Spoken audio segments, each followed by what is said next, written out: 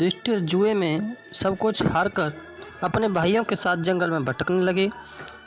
और इधर क्या हुआ कि इधर दुर्योधन ने यज्ञ किया और वह चक्रवर्ती सम्राट बन गया। उधर कर्ण ने प्रतिज्ञा की कि मैं जब तक अर्जुन को नहीं मार दूंगा।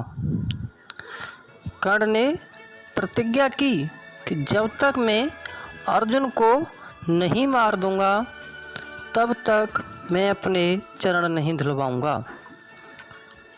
और उसने एक और दृढ़ संकल्प लिया उसी दिन और कहा कि जो भी मुझसे कुछ मांगेगा मैं उसे वही दूंगा। इस प्रतिज्ञा के कारण दुर्योधन बहुत ही प्रसन्न था, क्योंकि वह अर्जुन से बहुत भयभीत रहता था।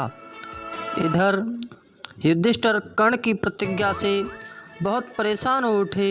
वे जानते थे कि कर्ण से युद्ध में टक्कर लेना कोई सरल कार्य नहीं है।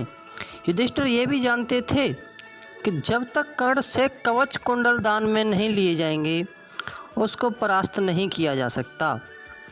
अर्थात कौरवों की सेना केवल कर्ण पर ही निर्भर है।